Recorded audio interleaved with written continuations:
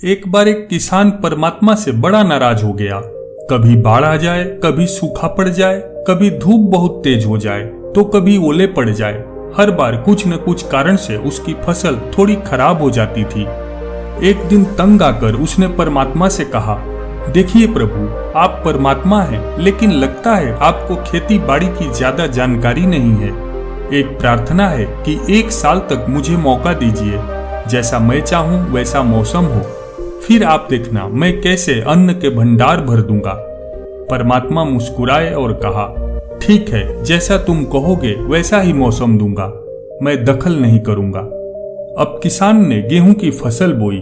जब धूप चाही तब धूप मिली, जब पानी चाही तब पानी। तेज धूप, ओले, बाढ़ और आंधी तूफान तो उसने आने ही नहीं दी।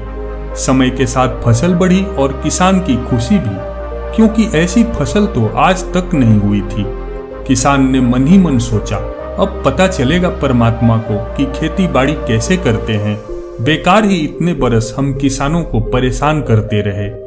फसल काटने का समय भी आया। किसान बड़े गर्व से फसल काटने गया, लेकिन जैसे ही फसल काटने लगा एकदम से छाती पर हाथ रखकर बैठ गया।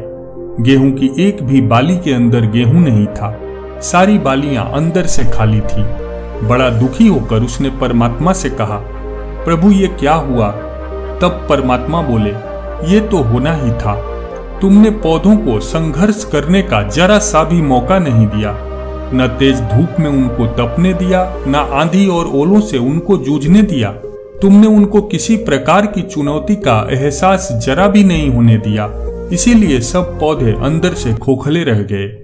जब आंधी आती है, तेज बारिश होती है और ओले गिरते हैं, तब पौधा अपने बल से ही खड़ा रहने की कोशिश करता है।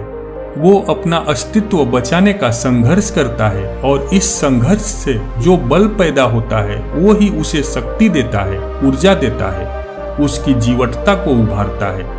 सोने को भी कुंदन बनने के लिए आग में तपने, हथौड़ी से पीटने और गलने जैसी चुनौतियों से गुजरना पड़ता है, तभी उसकी स्वर्णिम आभा उभरती है।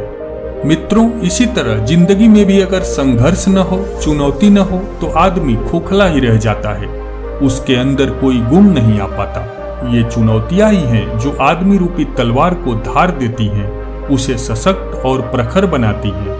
अगर प्रतिभाशाली बनना है तो चुनौतियां तो स्वीकार करनी ही पड़ेंगी, अन्यथा हम अंदर से खोखले ही रह जाएंगे।